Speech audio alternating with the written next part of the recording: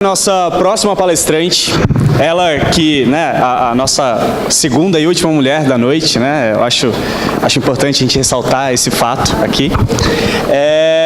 Ela é fisioterapeuta graduada pela Faculdade de Ciências Médicas de Minas Gerais, formada também em psicologia, ou seja, fisioterapeuta e psicóloga. Falou-se muito sobre as relações psicossomáticas aqui, ela deve saber falar muito bem sobre isso. Depois quero conversar em particular com você, hein, sobre isso.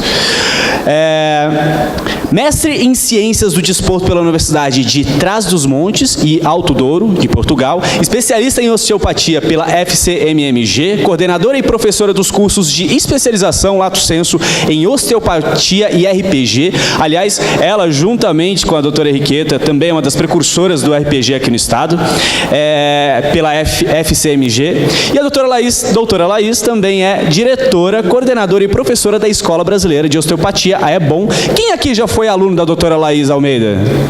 Olha, muita gente. Então, por favor, uma salva de palmas para a doutora Laís Almeida. Por favor, venha.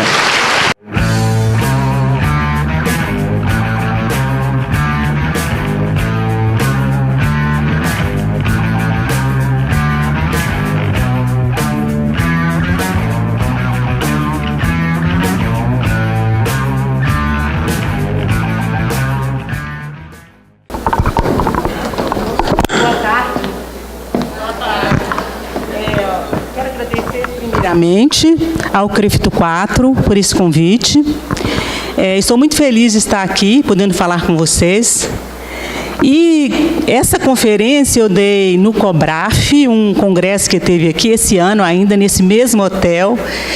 E fiquei feliz porque o CREFITO 4 me pediu para me repetir essa conferência. Então, vamos lá. Aqui. Esse é o meu currículo. Eu vou falar sobre fáscia, tá? Sobre a fáscia, as cadeias e a osteopatia, né? Uma análise das perspectivas clínicas. Então, o que é fáscia? Vamos conceituar. Eu vou fazer um conceito que foi dado para a gente pelo professor Marcel Bianfé, que foi o primeiro professor, em 1994, que falou da importância da fáscia. Então, ele dizia que a palavra fáscia no singular não é uma entidade fisiológica. A fáscia é um contínuo, é um conjunto membranoso que une todas as estruturas do corpo. Portanto, é uma entidade funcional. A fáscia é uma entidade funcional. É uma imagem de fáscia. Vou passar algumas. A fáscia, né, segundo Marcel Bianfé, é esse tecido que deu origem à noção de globalidade, na qual se baseia a osteopatia, e acredito eu, atualmente também se baseia todas as teorias das cadeias miofaciais. Então, a gente não fala mais de cadeias musculares, mas de cadeias miofaciais. Portanto, se existe essa continuidade, se a gente observa essa continuidade facial no corpo, então, o que isso poderia nos levar a supor?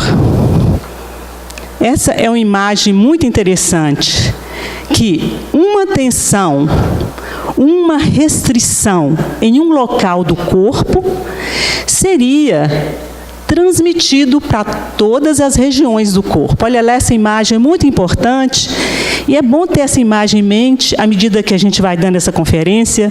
Eu acho que ela dá uma boa ideia de como os tecidos, a continuação tecidual é no corpo. O nosso palestrante anterior aqui falou dessa continuidade, né, das causas à distância. A Henriqueta também falou, né, que existe causas à distância. As causas à distância são devido a essa continuidade facial, a esse tecido especialmente. Então, a fáscia é um sistema tridimensional de suporte estrutural. Vamos falar um pouquinho dessa fáscia. Então, de novo, é uma estrutura contínua que envolve todos os órgãos, todos os ossos, né, todas as estruturas, os nossos órgãos, que falou agora o palestrante anterior, brilhantemente. Uma imagem de fáscia. E teve um congresso recentemente de fáscia, de pesquisa de fáscia, que tentou fazer, que fez uma distinção entre fáscia e sistema facial. O primeiro conceito, fáscia, não é muito interessante para a gente. Significa uma lâmina, significa uma estrutura separada, uma estrutura isolada. Não é muito interessante para a nossa prática clínica. Vocês viram os palestrantes anteriores falar dessa ligação entre vísceras, entre o sistema músculo-esquelético, entre um ponto do corpo e outro. E o interessante para a gente é essa busca, onde está a causa, onde está o problema realmente. Então, a fáscia, é interessante para a gente pensar a fáscia como essa rede, um tecido, uma rede extensa. O segundo termo já é mais interessante, porque vai abordar os aspectos funcionais da fáscia, incluindo a transmissão de força, as funções sensoriais, que nos diz respeito à parte neuromuscular que envolve a fáscia, e as compensações. E o termo, esse termo de sistema, então, nos fala dessa rede facial, nos fala de algo que nos interessa muito atualmente. Na osteopatia, interessa no tratamento das cadeias, as interrelações, as interconexões e de como essas interconexões são feitas. O Felipe falou que tem que se estudar muito, para poder tratar. É isso, a gente tem que estudar para saber encontrar essas interconexões, essas relações de uma estrutura com outra estrutura. Essa é uma imagem da teia de aranha, uma imagem muito bonita de um sistema de tensões, de equilíbrio de tensão. E se a gente puxar qualquer pontinho aí, essa estrutura vai se modificar, mas vai se manter equilibrada. Isso é um sistema que a gente podia comparar com as fáscias. A fáscia, ela tem diversas funções, de amortecimento, de proteção, de sustentação, de defesa, troca de substâncias, hemodinâmica e bioquímica. A fáscia é um elemento muito importante na postura e na organização dos movimentos. Por quê? Por causa da sua composição e das funções que ela desempenha. E agora a gente vai falar um pouco dessa composição e dessa função que essa fáscia desempenha. A fáscia, ela é um sistema tridimensional interdependente, de força, de elasticidade, e de amortecimento. Existem os componentes de gel polissacarídeo, ou substância fundamental, colágeno e elastina. A substância fundamental é composta de ácido hialurônico e proteoglicanos. O ácido hialurônico é uma substância viscosa e lubrificante. Os proteoglicanos é o gel da substância fundamental e tem uma função muito importante na absorção de forças de compressão. A elastina é uma proteína de longa duração, ela é estável. Ele está presente nos locais do corpo onde tem muita elasticidade, na pele, por exemplo, nos vasos. E ela é muito importante na absorção das forças de tensão. Aqui está uma imagem da elastina. E o colágeno é uma proteína de curta duração. Ela é instável, está sempre se modificando esse colágeno. E, portanto, a secreção do colágeno, gente, é consequência do tensionamento do tecido. Se a gente tensionar o tecido em alongamento, teremos colágeno em série. Se a gente tensionar o tecido em encurtamento, teremos colágeno em paralelo. E se existir uma tensão anormal, vai haver um comprometimento da função. A imagem do colágeno. Foi evidenciado por diversos pesquisadores que existe uma transmissão de força miofacial. Vamos falar um pouco disso.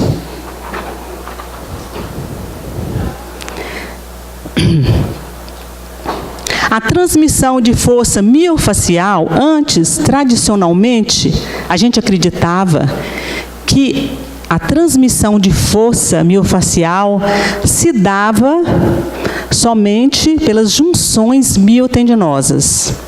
Quer dizer, de um tendão, de um músculo, né, da origem de um tendão à sua inserção. Hoje, pelos estudos que se fizeram de fáscia, foi-se entendido que o tecido conectivo também transmite força. E não existe uma transmissão de força só numa direção longitudinal. Existe transmissão de forças em muitas direções. Existem 3 tipos de transmissão de força miofacial: intramuscular, intermuscular e extramuscular. Vou falar um pouco de cada uma delas para vocês. É muito interessante. Essa é uma lâmina que me foi gentilmente cedida pelo professor Ruiding, que é uma das autoridades mundiais de pesquisa da transmissão de força miofacial. Aqui vocês veem, naquela primeira imagem embaixo, o endomísio, ou seja, o envolvimento de uma fibra. Na segunda imagem, o perimísio, o envolvimento de muitas fibras. E na terceira imagem, laranja, o epimísio, o envolvimento facial do músculo como um todo. E, segundo esses pesquisadores, existe uma transmissão de força entre essas estruturas, endomísio, perimísio e epimísio. Isso é o que eles chamam de transmissão de força intramuscular, dentro do músculo. Aqui vocês veem o tibial anterior, um TA aí, e o sensor longo dos dedos.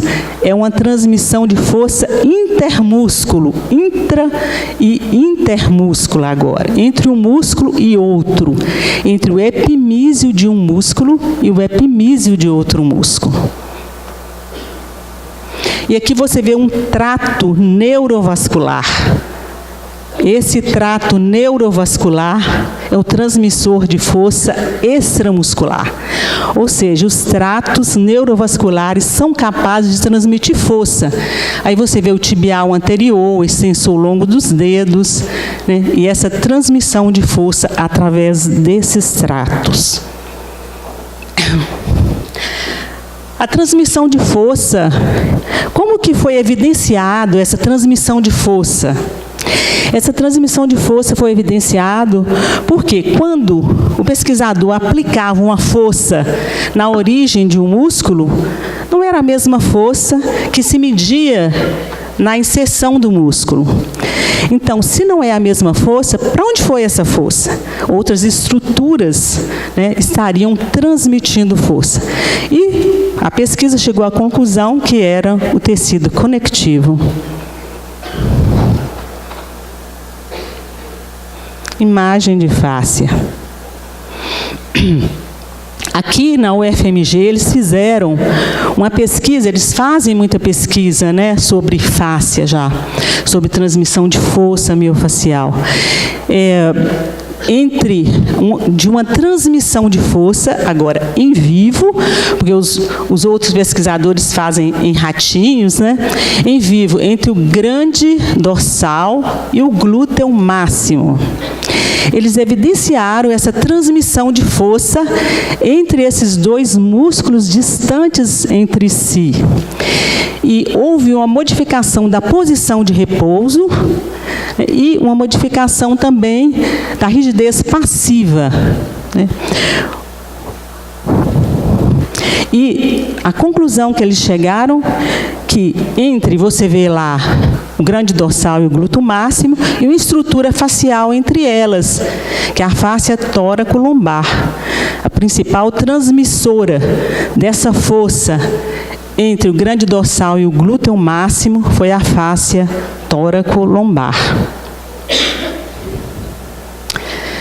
Uma importante consequência dessa transmissão de força miofacial é muito importante, é que músculos individualmente não podem ser considerados como geradores de força de maneira independente.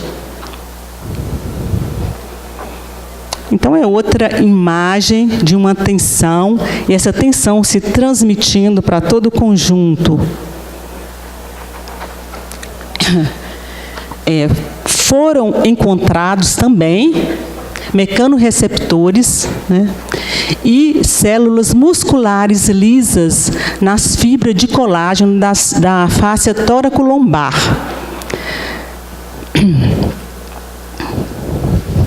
Então, com tudo isso que eu falei para vocês, qual a conclusão que nós chegamos? Bom, existe uma continuidade miofacial, ok? Existe uma transmissão de força que foi constatada não só entre músculos sinergistas, não só entre músculos antagonistas, mas entre músculos sinergistas e antagonistas. Então, existe uma transmissão de força em todas as direções. A secreção de colágeno, que nós falamos através da tensão tecidual do colágeno em série, por exemplo, e a contratilidade da fáscia por intermédio das células musculares lisas, sugere para nós a existência de cadeias miofaciais. Bom, existem cadeias miofaciais. Hoje está provado que existe. O que é isso? O que são cadeias? O que são cadeias miofaciais? Existem diversos métodos, diversas abordagens de cadeias miofaciais. Essa é uma abordagem, a professora Henriqueta, com a qual dei curso e trabalhei, e nós trouxemos esse método daqui para Minas, né? Então, Minas é pioneira também desse trabalho. As cadeias miofaciais do RPG, como ela já explicou, foi criado na França, em 1940, pela fisioterapeuta francesa chamada Françoise Mézières, que também é uma mulher, né? Para nós, importante também. Então, a cadeia miofacial posterior e a cadeia miofacial anterior. Existem também cadeias cruzadas, existem também cadeias viscerais, as quais falou o nosso palestrante anteriormente. E essas cadeias viscerais, muitas vezes, têm continuidades com essas cadeias musculoesqueléticas. Por isso, coloco as vísceras para dizer para vocês, eu também trabalho com essas cadeias, que existem as cadeias cruzadas, as viscerais, existe uma relação dessas cadeias viscerais e das cadeias cruzadas. Através de quê? Das fáscias, dessa transmissão que a gente está falando aqui para vocês. Existem também essas cadeias que hoje está muito estudado, vocês já devem ter escutado falar, dos trilhos miofaciais do Myers, né? São cadeias faciais. Olha essa cadeia de fáscia, olha, da cabeça aos pés, toda conectada, sem interrupção, o que nos dá a entender que qualquer tensão em um ponto dessa cadeia vai se repercutir, como ela falaram aqui, do pé à cabeça, né? Existe essa cadeia E existem outras também, mas essa é uma cadeia importante. As consequências clínicas da evidência de cadeias miofaciais. Por que é importante a gente saber que existem cadeias? Por que é importante a gente tratar e pensar dessa forma o corpo do nosso paciente? Primeiramente, que existem sintomas que são distantes das causas. Se existem cadeias, né? Se existe continuidade de um tecido a outro, se existe transmissão de força, se existe secreção de colágeno, se existe fibras nesses tecidos conectivos, que se eles se contraem. Então, existe sintomas distantes das causas. Existe dores cervicais, como eu vou mostrar, que não tem necessariamente relação com a cervical.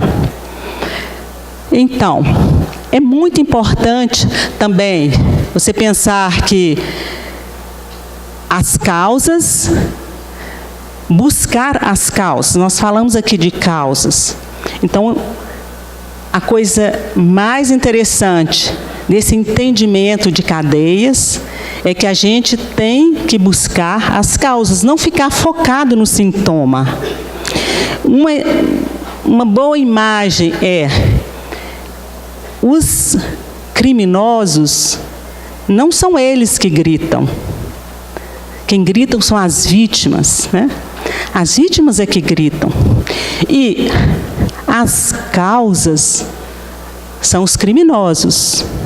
Os sintomas são as vítimas. Nós vamos ter que buscar esses criminosos.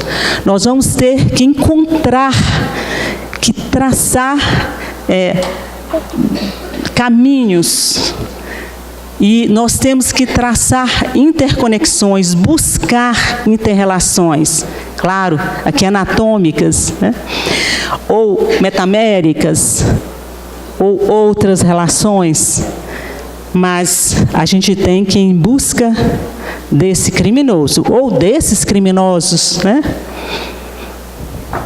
E atuar nessas causas, né? Atuar nesses criminosos para poder melhorar o sintoma. Que as lesões provocam, com o passar do tempo, compensações que vão se tornar indissociáveis uma da outra. Você poderia pensar, por exemplo, que uma restrição começou lá no quadril do paciente, interferindo na pelve, e depois na coluna lombar, e depois na coluna torácica, e talvez no ombro, e talvez na cervical. O que a gente chama de cadeia ascendente de compensação. Significa que tem problemas que começam de baixo para cima. Isso a gente tem também que saber, né? Será que começou de cima, ou será que começou lá da cervical? Né? E chegou lá no pé, olha lá, poderia ter começado lá na cervical, né? Poderia ter começado num sistema metamérico, poderia ter começado numa víscera, não sabemos, nós temos que buscar. É isso que é interessante nesses trabalhos globais. Não importa o método, importa saber e identificar, né, o que é principal, o que é importante, quando a gente está diante de um paciente. E na prática clínica de cadeias miofaciais, como a gente busca as causas? Que história que é essa, né? Como que a gente chega nesses criminosos? Diversas formas. Nós podemos chegar nos criminosos através de uma anamnese muito bem feita. Falamos das queixas, vamos pesquisar bastante essa queixa do paciente, que pode ser visceral, que pode ser muscular, né? Que pode ser neural. Nós precisamos fazer uma anamnese sobre os sistemas viscerais, o sistema musculoesquelético, sobre os traumas, etc. Isso sabemos. Nós precisamos diagnosticar qual a cadeia miofascial que está mais encurtada, aquela cadeia que está mais restringida, mais encurtada, é aquela que dissemina mais desequilíbrio, é aquela que vai dar mais sintomas. Então, é a ela que nós vamos dedicar mais trabalho, é a ela que nós vamos prestar mais atenção, ser mais específicos. Nós vamos identificar regiões que são mais desequilibradas e a que cadeias esses desequilíbrios estão ligados. E vamos lá trabalhar essas regiões mais encurtadas, porque essas regiões mais encurtadas, mais restringidas, certamente, vai desequilibrar mais e vai ter mais relação com os sintomas. Isso tudo é possível, tá, gente? Sabemos disso, né? A Henriqueta, que trabalha com cadeias, ou quem trabalha aí, Felipe, e outro que trabalha com osteopatia, tem jeito da gente identificar isso. Verificar se existe uma disfunção muscular, óssea, facial, visceral ou articular, que mantém um comportamento corporal, um comportamento postural.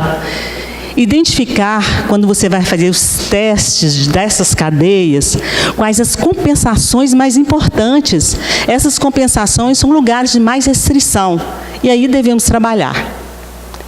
E também, nós devemos pesquisar os fatores ambientais, né, e como falou bem nossa colega Henriqueta, os fatores emocionais.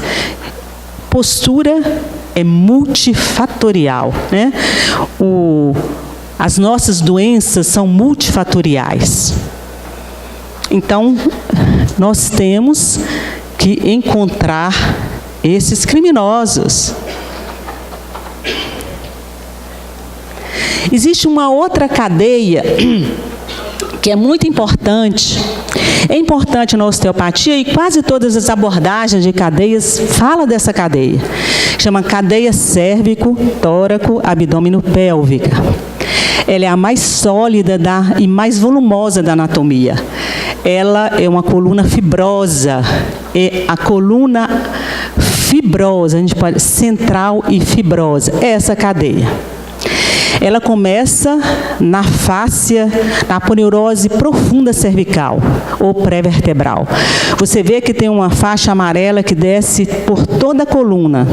Depois você vê uma outra faixa amarela que vai para dentro do tórax. Tá? Essa é uma continuação.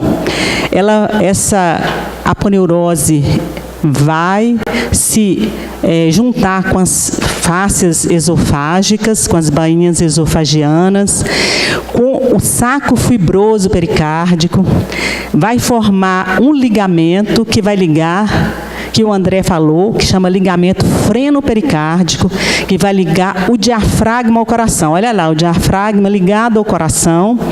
E depois essas fáscias se juntam, né, lá nos pilares do diafragma. E você vê que existe toda uma continuidade.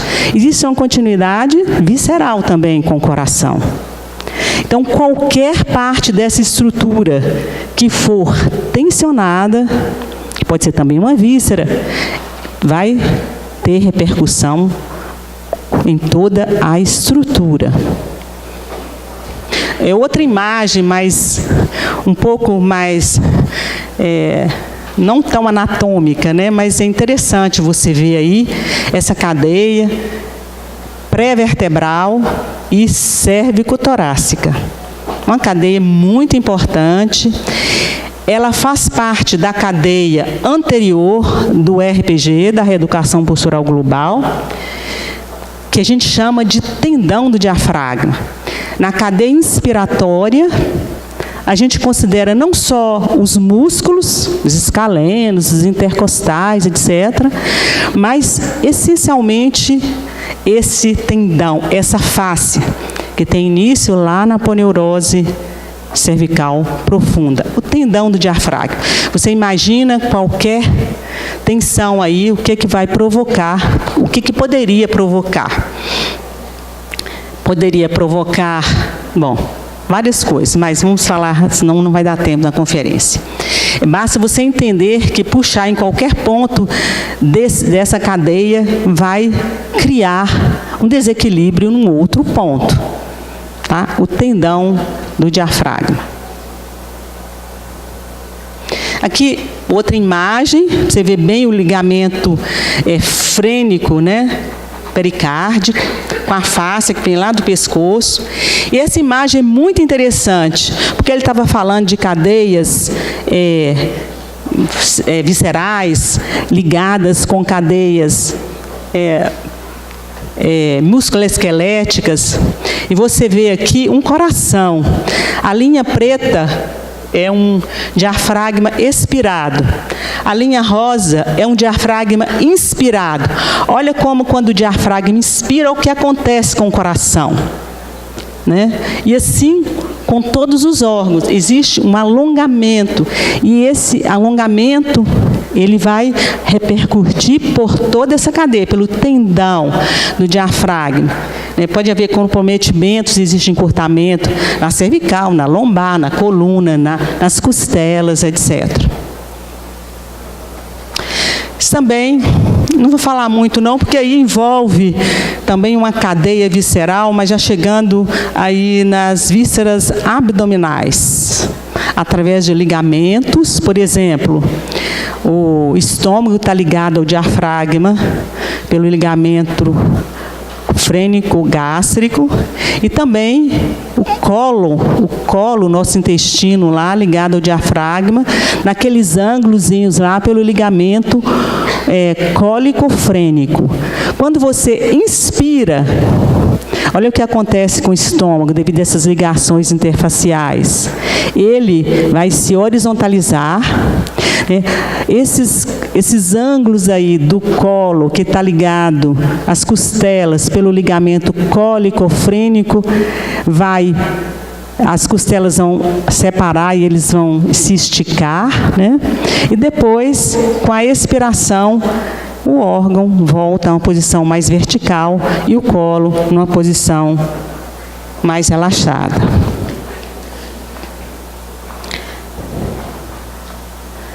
Aqui eu tenho uma paciente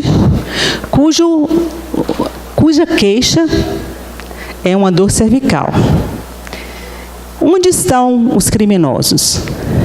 Então você vê ela fazendo uma flexão. Isso é um diagnóstico muito simplificado, tá? Porque para chegar a diagnóstico de cadeias, de como tratar, é mais amplo, só para dar uma entendida aqui. Aquela primeira imagem é como se fosse um teste de cadeia posterior, muito encurtado. Significa que essa cadeia posterior, e eu sei porque eu já fiz o teste da outra cadeia nela, essa cadeia posterior é muitíssimo restrita, muitíssimo encurtada. Significa que ela desequilibra mais o corpo do que as outras cadeias. Ela é uma criminosa, tá? Ela a gente deve dar uma atenção especial. Também você vai ver aqui a barriga dessa paciente. O que tem nessa barriga? Uma plástica muito violenta, com sutura aqui do reto, não tem diastase mais. Essa paciente tem, então, fibroses. Quando ela fica tensa, a barriga fica super dura.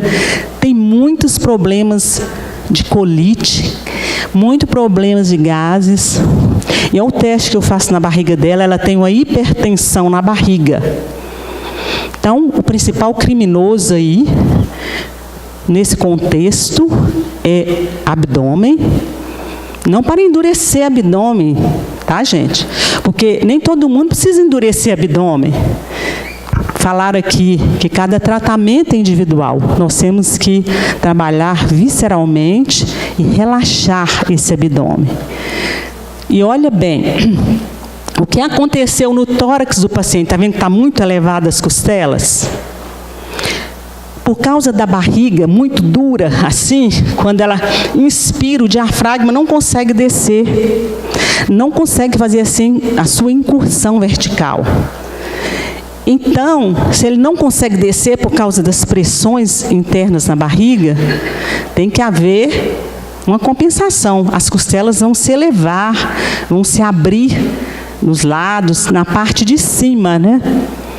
Então, o que vai acontecer? O tórax dessa paciente vai ficar em inspiração. E o diafragma, como ele não pode descer, vai ficar sempre alto, vai ficar em expiração. Aí tem algo que não está bom. Então, é também uma coisa a ser trabalhada, mas primeiramente a gente trabalharia o abdômen. Significa que a gente tem técnicas. Num trabalho global, a gente pode ser específico. A gente tem técnicas para trabalhar localmente as tensões que existem nas regiões. Depois nós podemos trabalhar globalmente. Podemos trabalhar também a cadeia inspiratória especificamente, globalmente, e também ali teríamos que trabalhar a cadeia posterior. Então, a face é frequentemente conhecida e referida pelas suas propriedades mecânicas. 2 minutos? Ah. Então, existe... eu queria dizer o seguinte, que a fáscia, vou resumir o que eu tenho para dizer. A fáscia, ela tem mecanorreceptores de passiniforme, de Ruffini. Ela é rica nesses mecanorreceptores. Então, na parte neuromuscular, é muito importante essa fáscia. Tá? Existem estudos, né, que provou isso. Existem células musculares lisas nas fáscias. E foram encontradas também nas células, né, tanto na tórax lombar como na crural de humanos, células musculares lisas. Encontraram-se nervos intrafaciais, rede de capilares autônomos, terminações nervosas livres, né? E esses receptores, quando estimulados, pode provocar mudanças no sistema nervoso autônomo. E é provável que as células musculares lisas encontradas nas fáscias possibilitem a regulação do sistema nervoso autônomo, independentemente da contração muscular. Isso é um sistema de tensigridade, que o Felipe falou. E a gente sabe que a abordagem osteopática é amplamente, né, utiliza muito o tratamento facial. E que a abordagem osteopática, muitas vezes, é muito suave. E com essa abordagem, eles falam assim que, para existir uma mudança nos tecidos, tem que ter mais força, né? Tem que existir mais tempo para a gente conseguir uma mudança, uma plasticidade no tecido. Então, quando a gente faz técnicas osteopáticas suaves, técnicas mais suaves, existe mudança. Se não é o tempo, né? Se não é a força, o que é? Por que muda? O que acontece quando a gente sente esses tecidos? Então, só ler aqui que a mobilização tecidual suave osteopática estimularia os mecanorreceptores, que então estimularia e induziria o sistema nervoso autônomo, um relaxamento das fibras lisas intrafaciais relacionadas. E essa mudança poderia ser sentida à palpação. Então, os resultados que a gente obtém quando a gente faz uma técnica osteopática deve ser, né, não deve ser vista somente pelos aspectos mecânicos da fáscia, mas também associado com os aspectos neuromusculares e com os aspectos autonômicos, com o sistema nervoso autônomo. Doutora, me perdoa, vou ter que interromper por causa do tempo. Pode. Mas, olha, eu tenho uma notícia. Primeiro que eu entendo que é um assunto que não dá para tratar em 30 minutos, imagina. Eu achava que o sistema facial era só a cara da gente, imagina. Deixa eu terminar essa última aqui. Última? Que eu tenho um presente para você. Que bom. 30 segundos, hein? Vou ficar aqui esperando. queria dizer que nesse livro, no livro que o Felipe mostrou de fáscia e no livro do Myers, ele cita a Françoise Mézières, a cadeia muscular de Françoise Mézières. E ele fala o seguinte, o Myers, que ele ficou muito decepcionado quando ele estava escrevendo o livro, que tinha outras pessoas, que ele achava que ele estava sendo muito original, mas que tinha outras pessoas que já falavam dessas cadeias, né, que é a Françoise Mézières. Mas ele ficou aliviado também, porque ele achou que ele estava num bom caminho. E aqui eu queria dizer para vocês o seguinte, que quando começamos a trabalhar, lá em 1985, tem muito tempo, eu tive a intuição, embora com todas as críticas que existiam na época a esses métodos, que eu estava no caminho certo. E que hoje, lá eu achava, e hoje eu tenho certeza.